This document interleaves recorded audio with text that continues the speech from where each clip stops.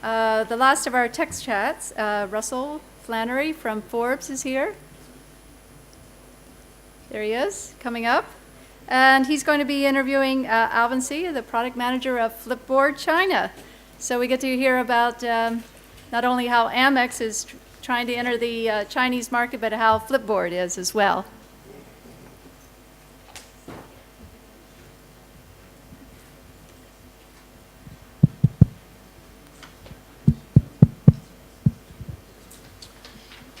Thank you, Rebecca. Rebecca and I go back about 20 years, I would say, more than 20 years. Of course, back then, Rebecca was still just getting out of elementary school. But she was precocious and a big supporter of entrepreneurism even back then. So thank you. She's gone on to become one of our best columnists at Forbes.com. And very happy to be here to have a chance to see her while she's in Shanghai. Alvin, can you tell us just a little bit about yourself and how you came to take the plunge as an entrepreneur? Sure. So I'm the second Alvin in the room, and it doesn't happen that often in China. But I'm from Hong Kong, and grew up there, and came from a kind of family background, was all in law. So I grew up thinking that I would become a lawyer, and things have changed.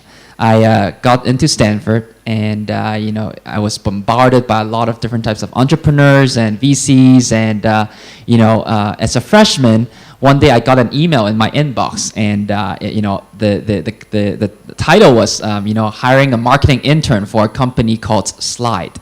And I had no idea what Slide is, but all I could recognize is the big, beautiful fonts that they used. And I thought to myself, why not? Let me, try to apply. And I got in, and it turned out to be Max Levchin's company, who was one of the co-founder of PayPal. And I, grabbed breakfast with him, and, I really enjoyed the culture of a startup. I really liked the idea about, creating products that, impacted many, many people. Slide was ultimately acquired by Google, but I think through that experience, it was that really caught my eyes on entrepreneurship, and I then, went on to start my company when I was a sophomore. So that's sort of how I plunged into it. So for people that aren't really users of Flipboard, what's Flipboard all about? So I moved out to China about a year and a half ago, leading Flipboard's China operation. And a one-liner about Flipboard is that we try to be a social magazine that aggregate beautiful content from great publishers around the world and give access to consumers, and we kind of deliver it in a beautiful magazine format to your iPad, Android, and iPhone. To date, Flipboard is used by over 75 million users around the world. We were featured by Apple, and we work very closely with Samsung as well on the Android front. If you guys haven't tried it, definitely give it a shot. We work with a lot of Chinese media partners as well, so you can get your daily fix on your favorite news, business, fashion, etc. Of course, the media industry is a tough industry for outsiders to get into in China. How did you go about coming into China and succeeding?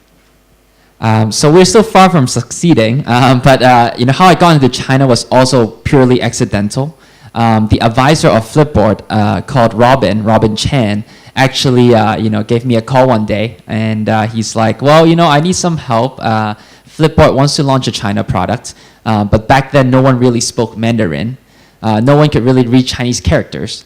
And as a new startup, as a news company, that spells trouble, right? So I was still an EIR at StartX, which was the Stanford incubator. And I felt like, well, why not? I could do some, I could just get some consulting work, and let's try. So the moment I went to Flipboard, I first worked in their Palo Alto office. They said, well, you got 14 days to help us launch the China version. And I was like, oh, okay, well, we'll see what we can do. So I pulled together the engineers, the designers. We look at the typography. We try to think, well, does this make sense for China content? In 14 days, we get a local version together. And I flew out that Christmas, that was 2011's Christmas, to China. And we did a press launch. The initial reception was great. So, the CEO of Flipboard said, why don't you consider joining us? We'll ship you out to Beijing. from sunny Palo Alto, and you can build out the office there. So I took the jump, and I've been in Beijing for about a year and a half now. How do you, of course, this is a sensitive industry in China. How do you manage the government relations side of the business? So we got a lot of different types of advisors, and actually before we got into China officially, our US version of Flipboard was once blocked.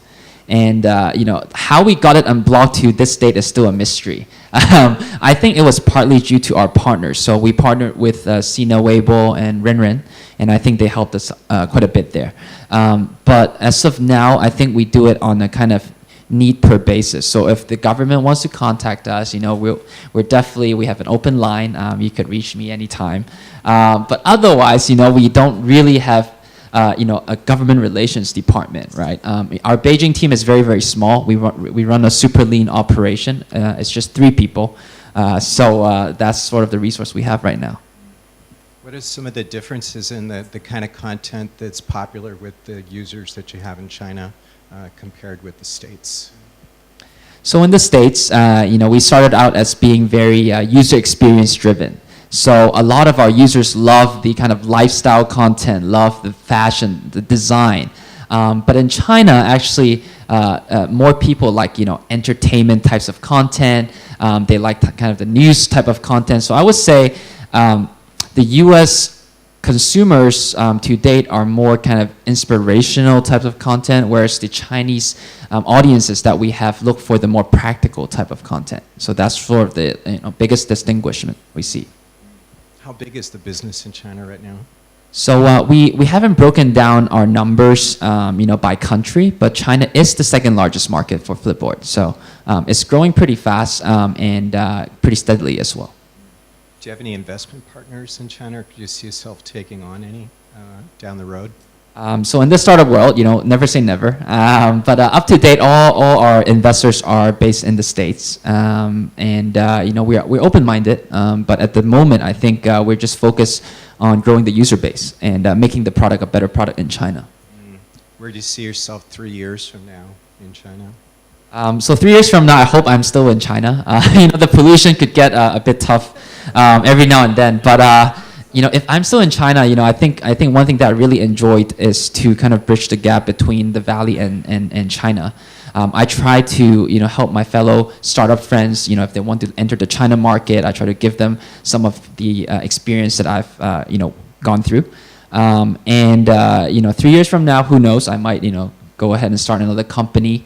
I hope that Flipboard will do very, very well in 3 years, we'll see. But I always try to kind of just, be entrepreneurial in no matter what I do and try to create value for others. So. What are some of those other companies that you might be starting? Not sure if I'm at the liberty to talk about it right now at this moment, but before Flipboard, I actually started a mobile photo sharing company way before Instagram, and that was back in 2009. I still remember we pitching to VCs in the Valley, telling them, we felt like the phones, the camera in the phones are gonna change how people take photos.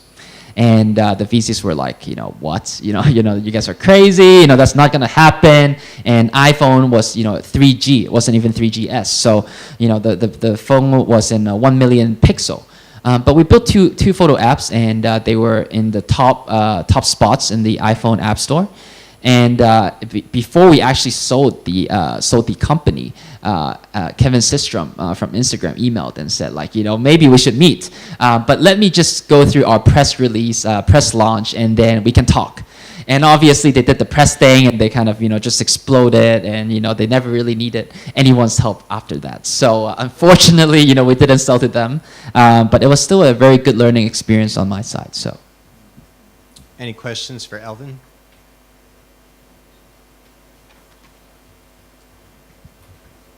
We're bringing a mic to you. Just 1 second.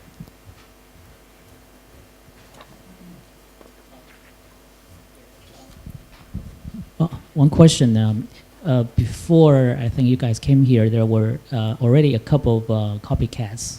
And then one of the biggest ones started with a Z. I think you guys know who they are.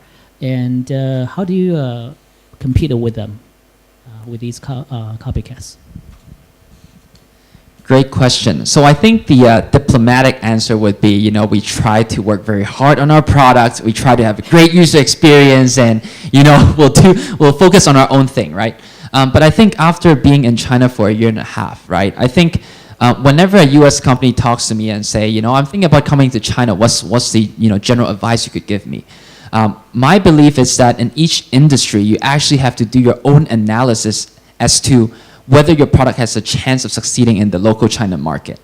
The way I see it is the clones and the copycats of Flipboard in China, they do a very, very good job in curating local content, right? They do a great job in kind of attracting the low-end mass market. So just for an example, if you use one of these clones, once you enter the app, the first thing that you might see is beautiful pictures of girls, or in swimming suits, that type of content, right? And to their credit, I mean, those work, right? But for us, I think we soon realized that we need to find our own niche in China. We realized that we need to find our own positioning in China, and we want to be kind of serving the mid to high-end market, giving them the latest, maybe international news, as well as curating a lot of the kind of content I talked about, inspirational content, design, lifestyle, and we work with a lot of startups in those industries to bring them those information. So I would try to kind of differentiate ourselves from that regard and compete with the local players. I think there was one last question here. Thank you. Could you just identify yourself too, please? Once you're working towards China right. inbound, there's a big market opening up in terms of China outbound now. Given the fact that you know the foreign business model very well, what would be your advice in terms of writing a content that will write into the Chinese brand DNA and export it in a most effective and productive way? So if I understand the question correctly, the question was, how do you actually do the flip side, which is, bringing Chinese brands, to outside? And interestingly, you could see that there are a lot of, fast-growing Chinese brands trying to go global, right? The recent example being Xiaomi, right, which, who has hired a great VP from Google. And I think it comes back to the fundamental, which is, if you want to go into a new market, you got to be like a local in that new market, right? So it's very, very tough if you trying to do things remotely, if you try to kind of think things in your own terms, right? So once I got into Beijing, I was like, no more Silicon Valley style, right? You gotta, kind of do the China thing, right? So I think it's the same for any, Chinese companies trying to go abroad. I sometimes recommend people to, if you try to set up a U.S. team, try to find someone who really understands U.S. culture, right? Same thing. If if U.S. companies want to come to China, I try to tell them find a local China GM, right? People like myself, who had education in the States, I think it's not gonna work as well. To be very honest, not to work as well as a local guy. But because there's also the issue of trust. So at the very early stages, I think it makes sense to have someone who was trained in HQ and then sent over to the new market to be the first guy. And then hopefully sooner or later, you recruit a local team very quickly and then try to execute. Yeah, that definitely has been the pattern. Well, thank you very much, Alvin and Russell. Let's give them a round of applause.